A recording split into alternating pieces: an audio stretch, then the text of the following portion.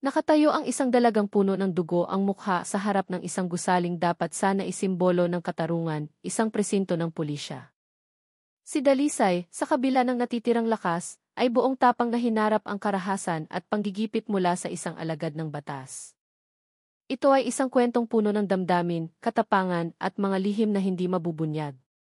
Marahan ang bawat hakbang ni Dalisay, ngunit sa loob ng kanyang dibdib, kumakabog ang isang pusong puno ng alinlangan.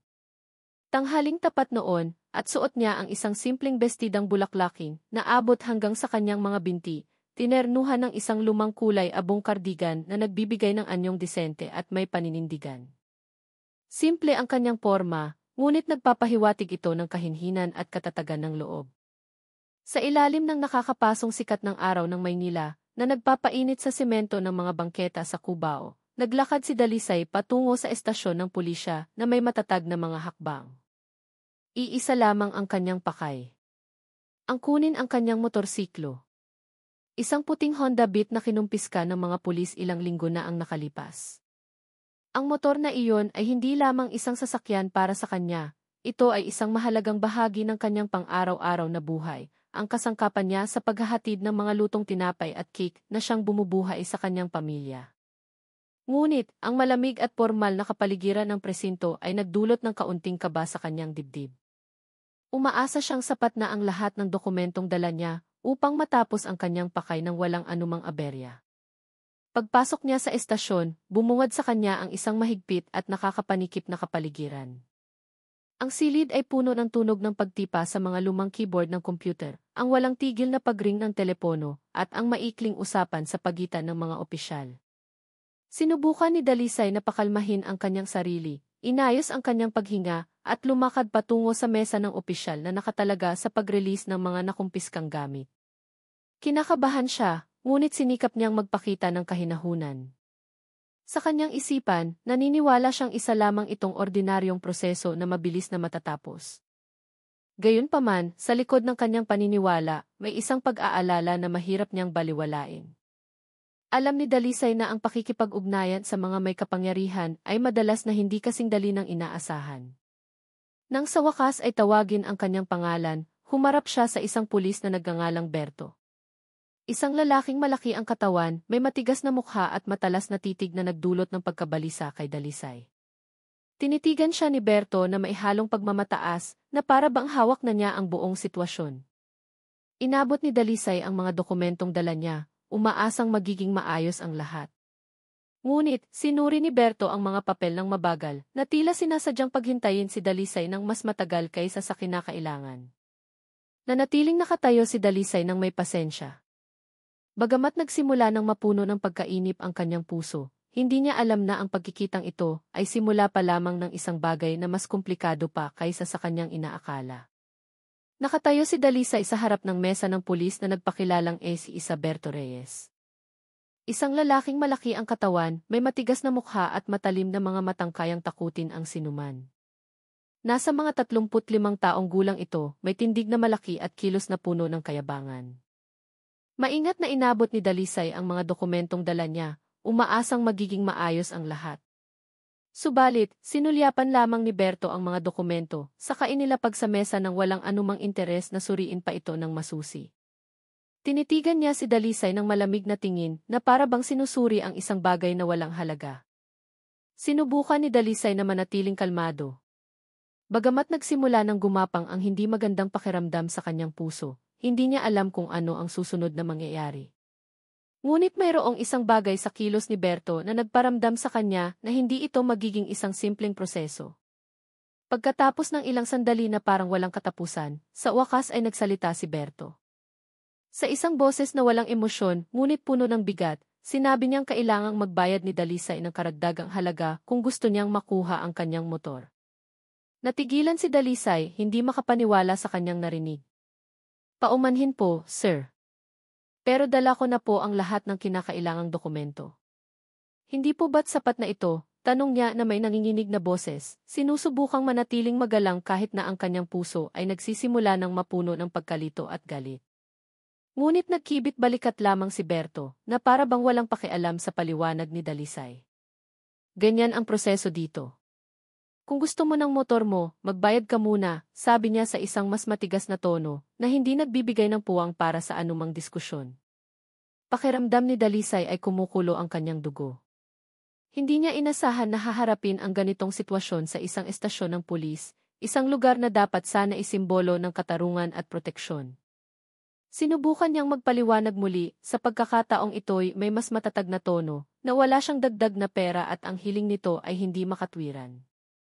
Ngunit nanatiling walang pakialam si Berto. Wala akong pakialam. Kung hindi ka magbabayad, mananatili dito ang motor mo, sabi niya habang komportableng sumasandal sa kanyang upuan, na para bang nagagalak pa sa sitwasyon. Naramdaman ni Dalisay na siya ay nasusukol, ngunit alam niyang ang pagsuko ay hindi isang opsyon. Na may pusong puno ng galit at pagkalito, nagpasya siyang lisanin ang silid na iyon, sinusubukang humanap ng ibang paraan upang mabawi ang kanyang motor nang hindi yumuyuko sa hindi makatarungang hiling na ito. Nanatiling nakatayo si Dalisay sa harap ng mesa ni Berto, sinusubukang unawain ang kanyang narinig. Ang hindi makatwirang hiling para sa karagdagang pera ay nagdulot sa kanya ng pagkalito at pagkabigla. Pakiramdam niya ay nasa gitna siya ng isang masamang panaginip na hindi niya kailanman inakala. Hindi ba't dala na niya ang lahat ng kinakailangang dokumento? Hindi ba't isa lamang itong ordinaryong proseso na dapat sana inatapos ng walang problema? Ngunit ang katotohanan sa harap niya ay nagsasabi ng iba. Tinitigan ni Dalisay si Berto na may mga matang puno ng pagtatanong, umaasa sa isang makatwirang paliwanag. Ngunit ang tanging natanggap niya ay isang malamig na titig at isang mayabang na kilos mula sa lalaking malaki ang katawan. Nagsimulang mapuno ng hindi magandang pakiramdam ang kanyang puso, ngunit sinubukan niyang pigilan ang sarili upang manatiling kalmado na may nanginginig na boses. Sinubukan ni Dalisay na magtanong, paumanhin po, sir, pero bakit po ako kailangang magbayad ng dagdag? Hindi po ba't kumpleto na ang mga dokumento ko? Gayunpaman, ang kanyang tanong ay hindi nakakuha ng kasiyasyang sagot. Nagkibit balikat lamang si Berto na may kaswal na kilos. Na para bang ang hiling na iyon ay isang karaniwang bagay. Ganyan ang proseso dito, maikling sagot niya. Nang hindi nagbibigay ng karagdagang paliwanag, pakiramdam ni Dalisay ay para siyang nakikipag-usap sa isang pader. Walang puwang para sa diskusyon, walang anumang pakikiramay, tanging kapangyarihan lamang ang ipinapakita sa harap niya. Naramdaman niyang siya ay nasusukol, na parang isang munting ibon na nakakulong sa isang malaking haula. Ang pagkalito at pagkabigla na kanyang naramdaman ay dahan-dahang nagiging galit na sinubukan niyang pigilan. Ngunit, sa likod ng kanyang pagkalito, nagsimulang maramdaman ni Dalisay ang isang bagay na mas malakas, ang kawalan ng katarungan. Hindi niya maintindihan kung bakit kailangan siyang tratuhin ng ganito sa isang lugar na dapat sana isimbolo ng hustisya. Hindi niya maintindihan kung bakit ang isang opisyal na dapat sana itumutulong ay siya pang nagpapahirap. Sinubukan ni Dalisay na huminga ng malalim, pilit na pinapakalma ang kanyang isipan na nagsisimula ng magulo. Alam niyang hindi opsyon ang pagsuko, ngunit hindi niya rin alam kung ano ang dapat gawin. Na may pusong puno ng pagkalito at galit na nagsisimula ng umigting, nagpasya si Dalisay na lisanin ang silid na iyon. Hindi niya matanggap ang katotohanang ito, ngunit alam din niyang kailangan niyang humanap ng ibang paraan upang mabawi ang kanyang motor nang hindi sumusuko sa isang hindi makatwirang hiling. Tinitigan ni Berto si Dalisay ng matalim na tingin na puno ng kayabangan na sumasalamin sa kapangyarihang hawak niya. Gamit ang kanyang malaking katawan, sumandal siya sa kanyang upuan at inulit ang kanyang hiling sa mas bastos na tono. Kung gusto mong kunin yang motor, magbayad ka muna. Kung hindi, dito lang yan, sabi niya na walang pag-aalinlangan. Na para bang iyon ay isang patakaran na hindi maaaring labagin. Sinubukan muli ni Dalisay na magpaliwanag sa isang mas matatag na boses na wala siyang dagdag na pera, at lahat ng dokumentong dala niya ay kumpleto na. Ngunit walang pakialam si Berto. Pinutol niya ang paliwanag ni Dalisay sa isang mas malakas na tono. Wala akong pakialam. Ito ang proseso. Kung hindi ka magbabayad, huwag kang umasang makakalabas ang motor mo rito. Pakiramdam ni Dalisay ay para siyang nakikipag-usap sa pader. Walang puwang para sa diskusyon. Tanging patuloy na panggigipit. Nagsimulang maramdaman ni Dalisay na siya'y nasusukol. Nakatayo siya roon, pinipigilan ang galit na nag-aalab sa kanyang dibdib. Hindi niya inakala na haharapin niya ang ganitong sitwasyon sa isang estasyon ng pulis, isang lugar na dapat sana isimbolo ng katarungan. Si Berto, sa kanyang mayabang na kilos, ay patuloy na pinipilit si Dalisay na magbayad ng pera. Nagsimula pa siyang magbanta sa isang mas mapanupil na tono. Kung hindi ka agad magbabayad, kaya kong gawing mas mahirap ang sitwasyong ito para sa iyo. Naramdaman ni Dalisay na kumukulo ang kanyang dugo nang marinig ang bantang iyon. Alam niyang hindi makatwiran ang hiling na ito, ngunit alam din niyang wala siyang lakas na lumaban ng direkta. Isa lamang siyang ordinaryong mamamayan na sinusubukang bawiin ang kanyang karapatan. Samantalang si Berto ay nakatayo roon na may kapangyarihang kanyang inaabuso. Ngunit, hindi basta-basta sumuko si Dalisay. Sinubukan niyang pakalmahin ang sarili, huminga ng malalim at mag-isip ng mabilis. Alam niyang ang mas matagal na pakikipagtalo kay Berto ay lalo lamang magpapalala sa sitwasyon. Sa isang boses na nanginginig ngunit puno ng katatagan, sinabi niya, "Wala po akong dagdag na pera, sir. Kung ito po talaga ang proseso, maaari po bang ipakita ninyo sa akin ang nakasulat na patakaran?" Ngumisi lamang si Berto, isang tawang puno ng pang-iinsulto. "Patakaran? Dito, ako ang gumagawa ng patakaran," sabi niya sa isang mas mapanlait na tono. Lalo pang uminit ang pakiramdam ni Dalisay, ngunit alam niyang kailangan niyang manatiling kalmado upang lisanin ang silid na iyon. Sinusubukang humanap ng ibang paraan upang mabawi ang kanyang motor nang hindi sumusuko sa hindi makatwirang hiling na ito. Ngunit sa kanyang puso, alam niyang hindi pa ito tapos. Nakatayo si Dalisay sa harap ng hanay ng mga nakaimbak na motorsiklo. Ang kanyang mga mata ay nakatuon sa kanyang puting Honda Beat. Ang motor ay tila napakalapit, ngunit parang napakalayo dahil sa sitwasyong kanyang kinakaharap. Huminga siya ng malalim, sinusubukang pakalmahin ang kanyang magulong isipan. Sa paligid niya, ang kapaligiran ay tahimik. Tanging ang tunog lamang ng mga yapak ng mga pulis na paminsan-minsan ay dumadaan ang maririnig. Maingat na sinuri ni Dalisay ang sitwasyon, tinitiyak na walang nakatingin sa kanya. Nakita niya ang ilang mga opisyal na abala sa kani-kanilang mga gawain. Tila walang sinumang nakapansin sa kanyang presensya. Ngunit alam ni Dalisay na bawat galaw niya ay kailangang gawin ng may pag-iingat. Hindi siya maaaring magpadalos-dalos. Kung siya ay mahuhuli, maaaring mas lumala pa ang kanyang sitwasyon. Dahan-dahang lumapit si Dalisay sa kanyang motor. Ang kanyang mga hakbang ay halos walang ingay. Tumayo siya sa tabi nito.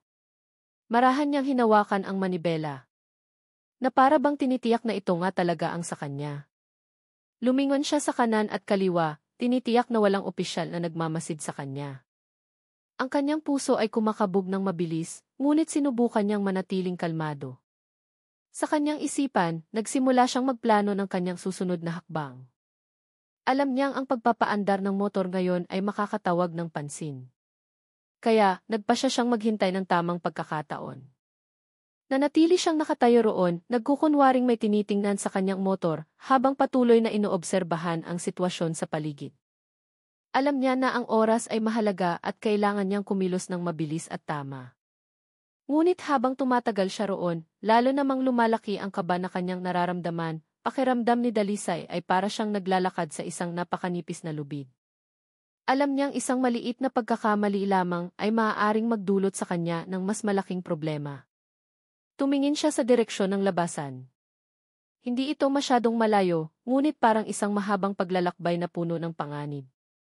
Mas hinigpitan ni Dalisay ang pagkakahawak sa manibela ng kanyang motor, sinusubukang palakasin ang kanyang loob.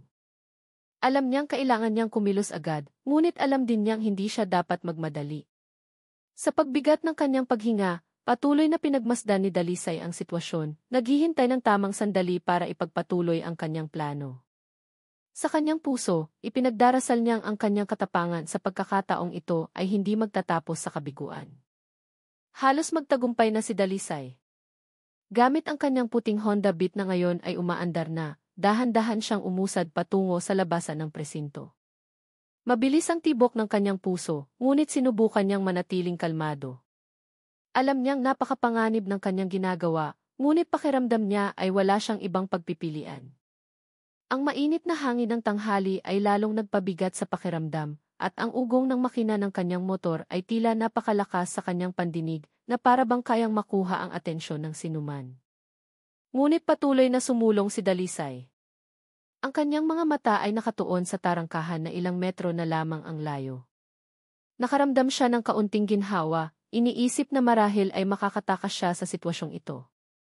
Gayunpaman, nang malapit na siyang makarating sa gate, isang malaking anino ang humarang sa kanyang daraanan. Nakatayo roon si Berto. Ang kanyang malaking katawan ay nakaharang sa daan na may mukhang puno ng galit na agad na nagpatigil kay Dalisay. Ang lakas ng loob mong subukang tumakas. Umalingaw-ngaw ang boses ni Berto sa lugar na iyon, puno ng pagbabanta. Natigilan si Dalisay, ang kanyang mga kamay ay nakahawak pa rin sa manibela, habang ang kanyang mga mata ay nakatitig kay Berto na may pinaghalong takot at galit. Humakbang si Berto ng may mabibigat na paa. Ang kanyang malaking katawan ay lalong naging nakakatakot. Akala mo ba palaruan to? Akala mo ba basta-basta ka na lang pwedeng kumuha ng motor at umalis? Sigaw niya sa mas malakas na tono. Sinubukang sumagot ni Dalisay. Nanginginig ang kanyang boses ngunit nanatiling matatag. Gusto ko lang pong kunin ang motor ko, sir. Karapatan ko po ito. Ngunit walang pakialam si Berto. Mabilis siyang lumapit, saka marahas na hinawakan ang braso ni Dalisay at hinila siya pababa mula sa motor. Muntik nang matumba si Dalisay, ngunit nagawa niyang panatilihin ang kanyang balanse. Karapatan? Dito, ako ang magsasabi kung ano ang karapatan mo, sabi ni Berto na may tonong puno ng kayabangan habang dinuduro si Dalisay. Naramdaman ni Dalisay na kumukulo ang kanyang dugo. Hindi pa siya kailanman trinato ng ganito at hindi niya hahayaang patuloy siyang insultuhin. Bitawan niyo ako, sigaw niya, sinusubukang kumawala sa pagkakahawak ni Berto. Ngunit tumawa lamang si Berto, isang tawang puno ng pang-iinsulto. Akala mo ba kaya mo akong labanan? Sabi niya habang mas hinihigpitan ang pagkakahawak sa braso ni Dalisay. Nasasaktan si Dalisay, ngunit hindi siya nagpakita ng takot. Alam niyang kailangan niyang gumawa ng isang bagay. Mabilis niyang sinubukang hilahin ang kanyang braso mula sa pagkakahawak ni Berto, ngunit masyadong malakas ang lalaki. Tinitigan ni Dalisay si Berto ng mga matang puno ng determinasyon. Kahit na alam niyang lalong nagiging mahirap ang sitwasyon sa kanyang puso, determinado siyang hindi sumuko anuman ang mangyari sa harap ng malaking pasukan ng presinto ng pulisya. Ang dating tahimik na kapaligiran ay naging tensyonado. Si Berto, na may malaking katawan at nakakatakot na presensya, ay nakaharang kay Dalisay, na patuloy pa ring ipinaglalaban ang kanyang karapatan. Akala mo ba kung sino ka dito? Sigaw niya, ang boses ay umalingaw sa bukas na lugar. Sinubukan ni Dalisay na umatras, ngunit hindi siya binigyan ng pagkakataon ni Berto. Sa isang mabilis na kilos, pinakawalan niya ang unang suntok sa mukha ni Dalisay. Ang suntok ay napakalakas na nagpaatras kay Dalisay, halos mawala ng balanse. Ngunit, hindi tumigil doon si Berto. Patuloy niyang pinagsusuntok si Dalisay ng walang tigil, hindi binibigyan ng pagkakataon si Dalisay na protektahan ang kanyang sarili. Nagsimulang mamuo ang dugo sa mukha ni Dalisay. Pumutok ang kanyang labi at namaga ang kanyang pisngi dahil sa karahasan ni Berto. Ngunit kahit na masakit ang kanyang katawan, hindi nagpakita ng takot si Dalisay. Tinitigan niya si Berto ng mga matang puno ng galit, tumatangging sumuko sa malupit na pagtrato. Bumagsak si Dalisay sa sementadong sahig sa harap ng pasukan. Ang kanyang katawan ay nanghihina dahil sa sunod-sunod na suntok mula kay Berto. Ngunit hindi siya umiyak o nagmakaawa. Sa kabila ng hirap sa paghinga at dugong dumadaloy sa kanyang mukha, sinubukan pa rin ni Dalisay na bumangon kahit na parang hindi na kaya ng kanyang katawan. Tama na. Mali ang ginagawa niyo, sigaw ni Dalisay sa nanginginig, ngunit puno ng tapang na boses. Ngunit, umisi lamang si Berto. Isang tawang puno ng kayabangan at pang-iinsulto. Akala mo ba kaya mo akong labanan? Babae ka lang, sabi niya sa mapanlait na tono. Naramdaman ni Dalisay na kumukulo ang kanyang dugo nang marinig ang mga salitang iyon. Alam niyang hindi niya maaaring hayaang patuloy siyang tratuhin ng ganito. Ngunit ang kanyang nanghihinang katawan ay nagpapahirap sa kanya na lumaban. Tanging ang matatag niyang titig ang maibibigay niya kay Berto. Sa paligid ng lugar, ilang mga pulis na nakaduty sa harap ng presinto ang nagsimulang mapansin ang pangyayari. Nanatili silang nakatayo, ang kanilang mga mukha ay nagpapakita ng pagkabigla at hindi paniniwala. Isa sa kanila ay umatras, Nanlalaki ang mga mata habang pinapanood kung paano walang awang pinagsusuntok ni Berto si Dalisay. Ano ba yan? Sobra na siya, bulong ng isang pulis sa kanyang kasama. Ngunit walang sinuman ang naglakas loob na lumapit o pigilan si Berto. Nakatayo lamang sila roon, tahimik na parabang hindi alam ang dapat gawin. Ang ilan sa kanila ay tila nag-aalangan, nagpapalitan ng tingin, ngunit walang kumikilos. Si Dalisay, bagamat puno ng sugat ang katawan at dugo ang mukha, ay patuloy na tinititigan si Berto ng mga matang puno ng determinasyon. Hindi niya hahayaang wasakin siya ng ganoon na lamang, kahit na ang sitwasyon ay tila lalong nagiging madilim at puno ng panganib. Nag-atubili si Dalisay. Ang kanyang katawan ay nanghihina dahil sa sunod-sunod na suntok mula kay Berto. Ang kanyang mukha ay puno ng dugo, pumutok ang kanyang labi at namaga ang pisngi. Ngunit sa kabila ng matinding sakit, hindi sumuko si Dalisay. Tinitigan niya si Berto ng mga matang puno ng galit at determinasyon, kahit na halos hindi na niya kayang tumayo ng tuwid. Lumapit muli si Berto na may malaking katawan. Na para bang nais niyang ibigay ang huling suntok upang tuluyang wasakin ang diwa ni Dalisay. Ngunit, hindi hinayaan ni Dalisay ang sarili na malunod sa takot.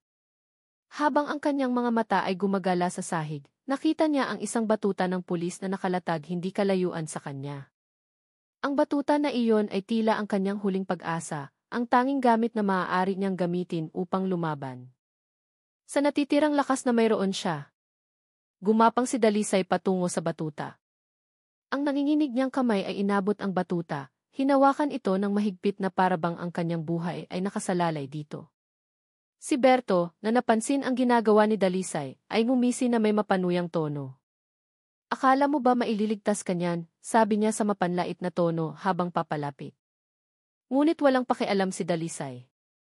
Pinatatag niya ang kanyang sarili, huminga ng malalim at bumangon na may hawak na batuta. Maaaring mahina ang kanyang katawan, ngunit ang kanyang determinasyon ay mas malakas kaysa dati. Nang lumapit si Berto, iwinasiwas ni Dalisay ang batuta ng buong lakas, diretso sa ulo ni Berto. Isang malakas na kalabog ang narinig at ang malaking katawan ni Berto ay agad na natumba. Bumagsak si Berto sa sahig na may umalinggaw na tunog sa silid, walang malay. Nakatayo si Dalisay roon, humihingal na may hawak pa ring batuta. Ang kanyang mukha ay puno ng sugat at dugo, ngunit ang kanyang mga mata ay nagpapakita ng pambihirang katapangan. Ngunit, biglang nagbago ang kapaligiran sa silid. Ang ilang mga pulis na nasa paligid ng lugar ng pinangyarihan ay agad na natahimik. Ang kanilang mga mukha ay nagpapakita ng pagkabigla. Hindi sila makapaniwala sa kanilang nasaksihan. Isang dalaga, na malubhang nasugatan, ay nagawang labanan ang isang pulis na malaki ang katawan tulad ni Berto. Isa sa kanila ay umatras pa ng isang hakbang, nanlalaki ang mga mata, habang ang iba ay nakatayo lamang, hindi alam ang dapat gawin. Tinitigan sila ni Dalisay ng matalim na tingin na para bang hinahamon ang sinumang maglakas loob na lumapit. Sa nakabibinging katahimikan, binitiwan ni Dalisay ang batuta sa sahig na may umalinggaw na tunog, saka lumayo mula sa walang malay na katawan ni Berto. Ang kaguluhan sa harap ng malaking pasukan ng presinto ay nakakuha ng atensyon ng maraming tao, kabilang na ang hepe ng pulisya na nagkataong nasa loob ng gusali. Ang sigaw ni Berto, ang mga suntok na tumama kay Dalisay, at ang katahimikan ng ibang mga pulis na nakatayo lamang ay lumikha ng isang nakakatensyong kapaligiran. Ang hepe, isang lalaking nasa katanghaliang gulang na may maayos na uniporme at mukhang may otoridad, ay agad na lumabas ng kanyang opisina matapos makarinig ng ulat mula sa isa sa kanyang mga tauhan. Mabilis at tiyak ang kanyang mga hakbang. Ang kanyang mga mata ay agad na napako sa nagkukumpulang tao sa harap ng pasukan. Pagdating niya sa lugar, ang tanawin na kanyang nakita ay ikinagulat niya. Si Dalisay, isang dalaga na may mukhang puno ng dugo, ay nakatayo na may mahinang katawan habang si Berto ay nakahandusay at walang malay sa malapit. Ang ibang mga pulis na nasa paligid ay nakatayo lamang, hindi alam ang dapat gawin. Anong nangyayari dito? Umalingaw-ngaw ang boses ng hepe, binasag ang katahimikang bumabalot sa lugar. Ang mga pulis na dating nakatayo lamang ay agad na umayos ng tayo. Ang ilan pa nga ay mukhang kinakabahan. Isa sa kanila ay sinubukang magpaliwanag ng pautal-utal, "Sir, si Berto po." Sinuntok niya po yung babae. At, ngunit bago pa niya matapos ang kanyang pangungusap, itinaas ng hepe ang kanyang kamay, pinatatahimik sila. Lumapit siya kay Dalisay na nakatayo pa rin at humihingal. Dumadaloy ang dugo mula sa mga sugat sa kanyang mukha. Tinitigan ng hepe si Dalisay ng seryosong ekspresyon, saka bumaling sa katawan ni Berto na nakahandu sa isasahig. Sobra na to, bulong niya sa mababang tono, ngunit puno ng pigil na galit. Agad niyang inutusan ang ilang pulis na dalhin si Berto sa loob at tiyaking kontrolado ang sitwasyon. Matapos matiyak na nadala na si Berto, lumapit ang hepe kay Dalisay sa mas mahinahong paraan. Humihingi ako ng paumanhin sa nangyari, sabi niya sa seryoso, ngunit tapat na tono. Hindi katanggap-tanggap ang ginawa niya at titiyakin kong hindi na ito maulit. Si Dalisay, kahit na puno ng sugat ang katawan at dugo ang mukha, ay tinitigan ang hepe ng mga matang puno ng emosyon. Wala siyang sinabi, ngunit ang kanyang tingin ay nagpapakita ng sakit at kawalan ng katarungan na kanyang dinanas. Nagpatuloy ang hepe, maaari mo nang kunin ang motor mo nang walang anumang bayad. Ngunit, sana ay huwag mo nang ikalat ang pangyayaring ito. Ako na ang bahala rito sa loob. Tumango lamang si Dalisay, masyadong pagod na para makipagtalo o tumanggi. Sa hirap na mga hakbang, nilisan niya ang lugar na iyon, dala ang kanyang motor, ngunit dala rin ang malalim na sugat sa pisikal at emosyonal. Nakatayo si Dalisay sa harap ng malaking pasukan ng presinto. Ang kanyang katawan ay mahina at ang kanyang mukha ay puno ng sugat. Dumadaloy pa rin ang dugo mula sa gilid ng kanyang labi, at ang kanyang namamagang pisngi ay kumikirot sa tuwing siya ay humihinga. Sa tabi niya, ang kanyang motorsiklo, isang puting Honda Beat, ay nasa kanyang mga kamay na. Ang hepe ng pulisya, na naunang humingi ng paumanhin sa ginawa ni Berto, ay nakatayo malapit sa kanya na may seryosong mukha. Kunin mo na ang motor mo at umalis ka na rito, sabi niya sa isang matigas na tono. Ngunit bago pa man makahakbang si Dalisay, idinagdag niya, pero may isang kondisyon. Huwag mong ikukwento ang nangyaring ito kahit kanino. Ako na ang bahala rito. Tinitigan ni Dalisay ang hepe ng mga matang puno ng emosyon, isang halo ng sakit, galit at kawalan ng magawa. Alam niyang hindi makatarungan ang hiling na iyon, ngunit masyado na siyang pagod para makipagtalo. Sa isang maliit na tango, pumayag siya sa kondisyon, kahit na ang kanyang puso ay puno ng pagkadismaya. Sa mga hirap na hakbang, sinimula ni Dalisay na itulak ang kanyang motor palabas ng lugar ng presinto. Bawat hakbang ay mabigat. Hindi lamang dahil sa kanyang mga sugat, kundi dahil din sa emosyonal na pasanin na kanyang nararamdaman. Pakiramdam niya ay natalo siya. Kahit na nagawa niyang iuwi ang kanyang motor, ang mga sugat sa kanyang mukha ay maaaring gumaling, ngunit ang sugat sa kanyang puso ay mananatiling nakaukit. Hindi lamang siya sinaktan sa pisikal, kundi pinilit ding manahimik sa mental, pinilit na tanggapin ang kawalan ng katarungan ng hindi lumalaban. Muling lumingon si Dalisay sa direksyon ng malaking presinto. Ang gusaling dapat sana ay simbolo ng katarungan, ngunit para sa kanya ngayon, ito'y naging isang lugar na puno ng masasamang alaala. Huminga siya ng malalim, sinusubukang pakalmahin ang sarili, saka nagpatuloy sa kanyang paglakad. Nang sa wakas ay makalabas si Dalisay mula sa tarangkahan ng presinto, huminto siya sandali. Ang mga kalsada sa labas ay tila napakaiba, bukas, malaya, ngunit puno rin ang nakabibinging katahimikan. Pinaandar niya ang kanyang motor na may nanginginig na mga kamay, saka nagsimulang umandar ng dahan-dahan. Ang hanging tumatama sa kanyang mukha ay malamig, ngunit hindi sapat upang pawiin ang init sa kanyang dibdib. Sa kanyang isipan, paulit-ulit niyang binabalikan ang mga nangyari. Nagagalit siya hindi lamang kay Berto, kundi pati na rin sa sistema na hinahayaan ang ganitong mga bagay na mangyari. Ngunit, alam niyang sa ngayon, kailangan niyang manahimik. Ang kanyang mga sugat ay maghihilom, ngunit ang lihim na ito ay patuloy niyang dadalhin, isang pasanin na kailangan niyang balikatin ng mag-isa. Na may pusong puno ng galit at determinasyon na hindi kalimutan ang nangyari, umalis